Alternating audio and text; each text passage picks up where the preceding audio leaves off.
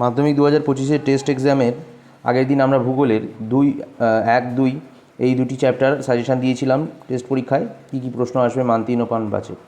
আজকে আমরা 3 ও 4 চ্যাপ্টার থেকে সাজেশান দেবো, এইগুলো খাতার মধ্যে টুকে নেবে।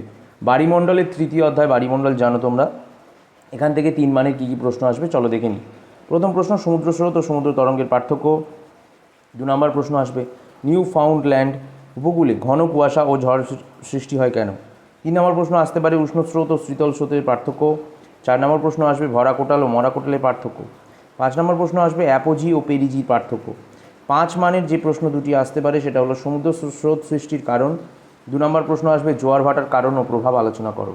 বর্জ্য ব্যবস্থাপনা চতুর্থ অধ্যায়, এই অধ্যায় থেকে মান 3-এর কী কী প্রশ্ন আসবে দেখে নেব। জৈব বর্জ্য ও অজৈব বর্জ্যের পার্থক্য। 2 নম্বর প্রশ্ন আসবে, বর্জ্য ব্যবস্থাপনায় শিক্ষার্থীর ভূমিকা। 3 নম্বর প্রশ্ন আসবে, গ্যাসীয় বর্জ্য নিয়ন্ত্রণের উপায়গুলি কী কী। 4 নম্বর প্রশ্ন আসবে, বর্জ্য ব্যবস্থাপনার পদ্ধতি। 5 নম্বর প্রশ্ন আসবে, বর্জ্য ব্যবস্থাপনার 5R এর ভূমিকা। এর পরের প্রশ্নটিও গুরুত্বপূর্ণ, বর্জ্য ব্যবস্থাপনার প্রয়োজনীয়তা লেখো। মাত্র এই কয়েকটি 3 ও 5 মানের পড়লে তোমাদের টেস্ট পরীক্ষায় মাধ্যমিক 2025 সালের 3 ও 4 চ্যাপ্টার থেকে, অর্থাৎ বাড়িমণ্ডল ও বাড়িমণ্ডলের মধ্যে আরেকটি ভাগ রয়েছে যেমন জোয়ার ভাটা, আরেকটা হচ্ছে বর্জ্য ব্যবস্থাপনা, এই দুটি চ্যাপ্টার থেকে 3 ও 4 চ্যাপ্টার থেকে আর বাইরে থেকে পড়তে হবে না। পরের ভিডিওতে আমরা কিন্তু নেক্সট চ্যাপ্টার দুটো অবশ্যই দেবো, ভারত থেকেও দেবো। তাই জন্য আমাদের চ্যানেলটিকে সাবস্ক্রাইব করে রেখো, শুভ ক্লাসেস স্টাডি ইউটিউব চ্যানেলটিকে।